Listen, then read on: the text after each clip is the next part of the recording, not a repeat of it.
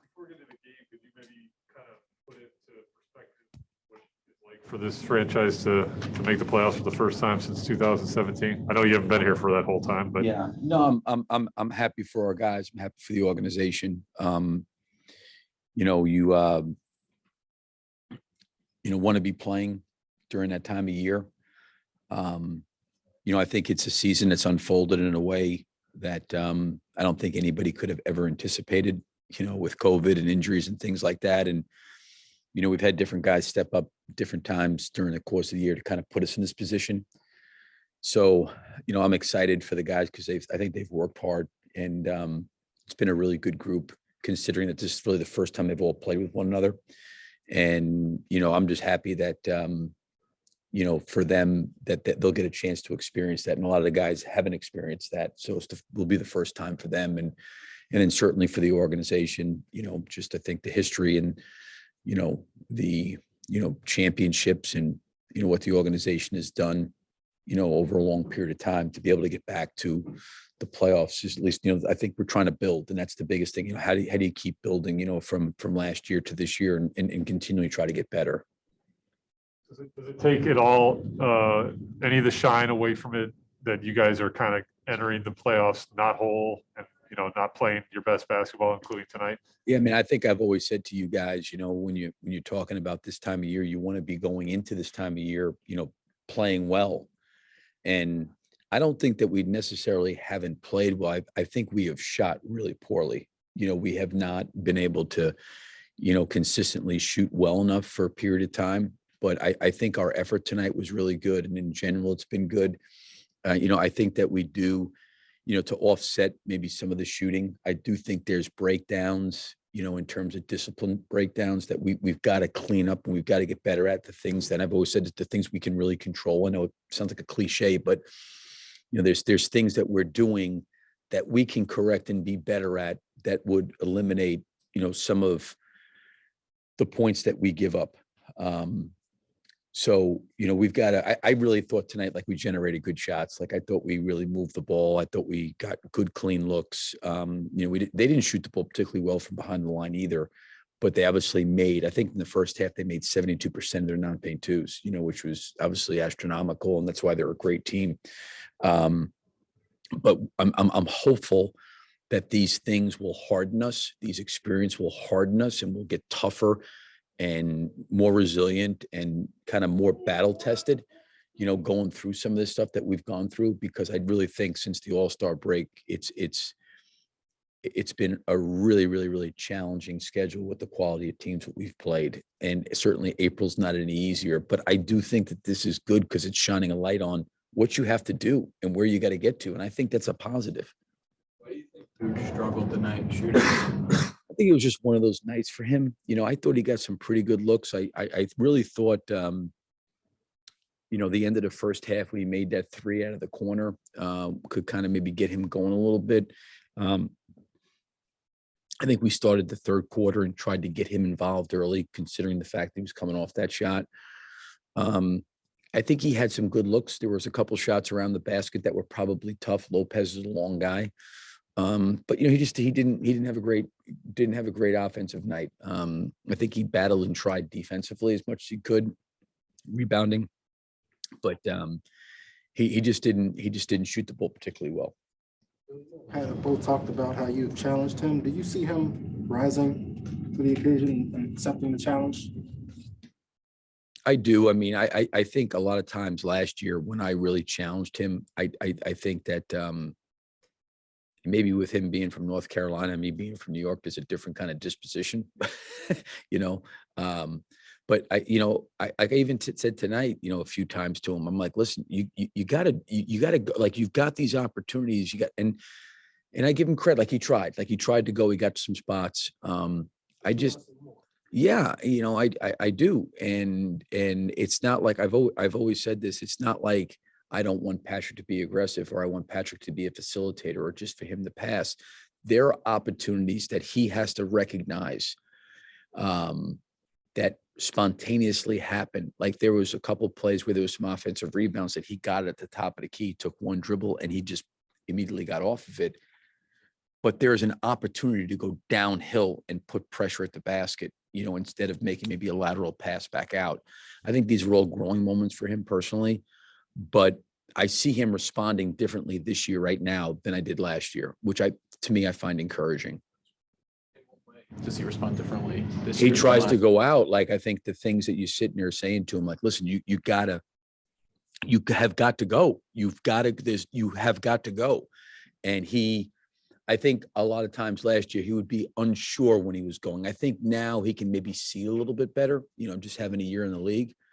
When I do tell him, like, listen, there's broken floor situations. Those are your times to attack. I think I see him trying to do that a little bit more.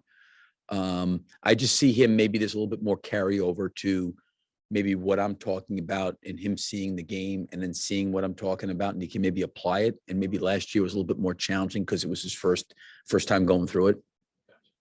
I know you guys have shot the ball poorly, and including tonight, but has this team graduated to the point of being able to not just rely on Zach and DeMar?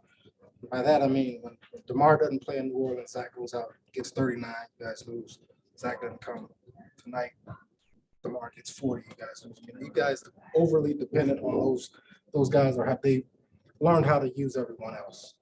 I was really impressed with the way DeMar played tonight, just because, obviously he shot a really good percentage from the field.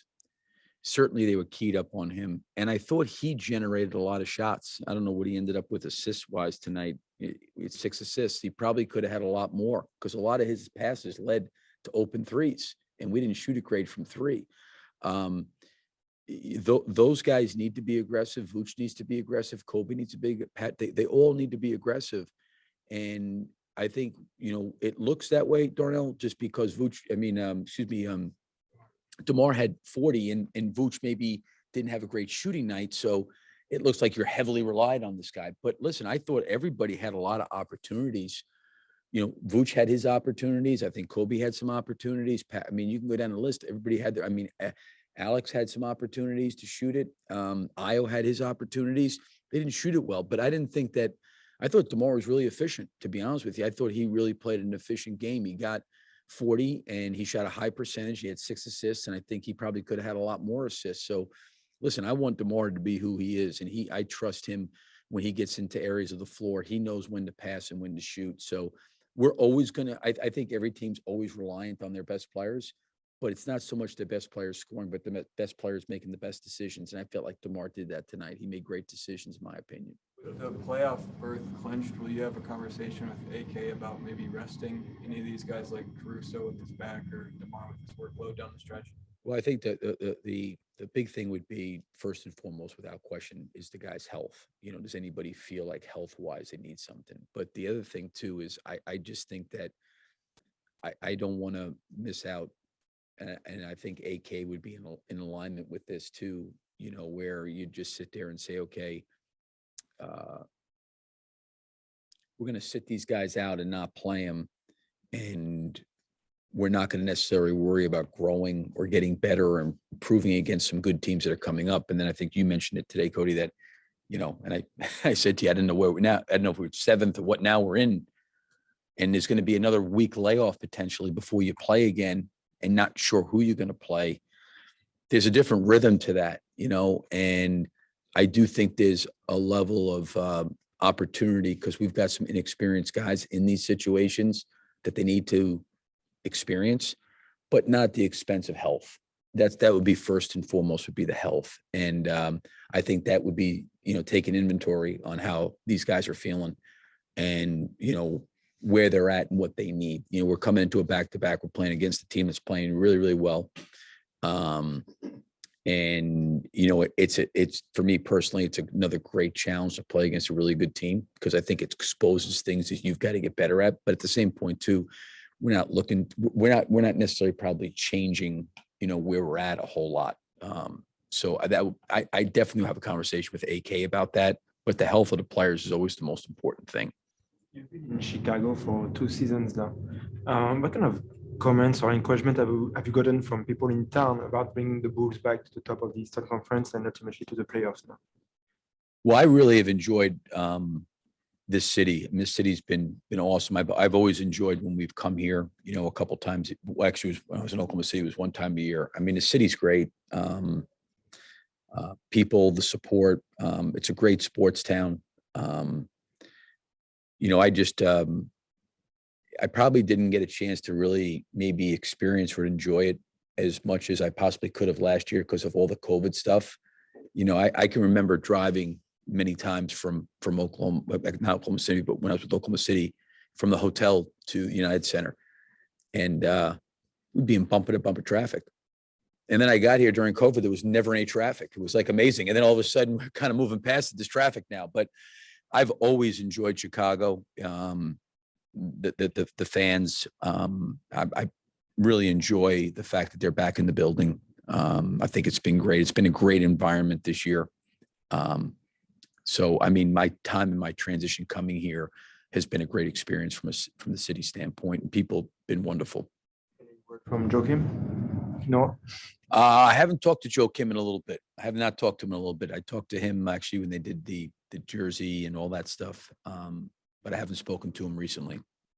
Really, just that the foul that Vooch had on Grayson Allen, Bud just said that he thought that should have been a flagrant instead of a technical, thought it crossed the line. What was your perspective on that?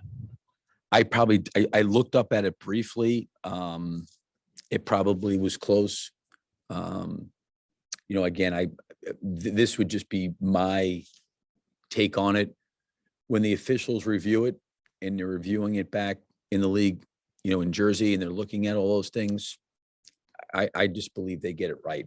You know, I respect Bud's opinion on it, but the reality is with what's happened in the past with Grayson Allen and Alex, with that happening, certainly the officials are going to be on a little bit more heightened awareness, right, going into these kind of games.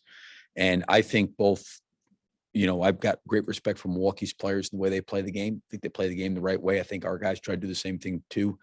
Vooch has always been a pretty, I think, professional guy. He's going to play physical, but when that play happened and they go to the monitor, I trust the officials that it was a flagrant one. That's kind of what would be my thing, you know, but I also respect where Bud's coming from in terms of looking, you know, after his player as well.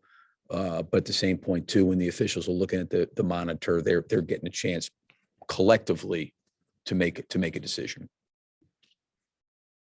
Thank you, Billy. All right, guys. Yep. Thank you.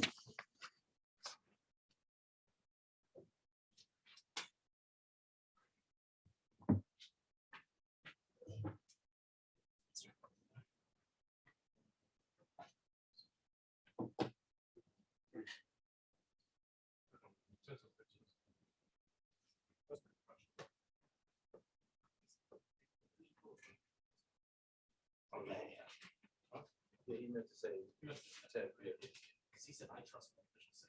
I said, I think he misunderstood. He might have thought that I meant one sentence. It doesn't matter. The meaning is the same.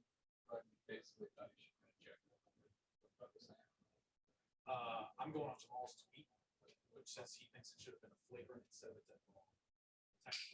So I think I probably would have accepted flagrant one. Flagrant one's not rejection. Yeah, I mean, what's the difference? One free throw? Oh, yeah. One free throw? Well, yeah, you would have gone to line two.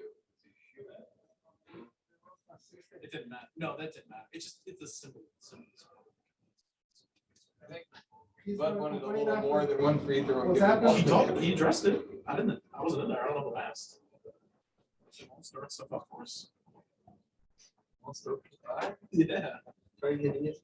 These are double agent there.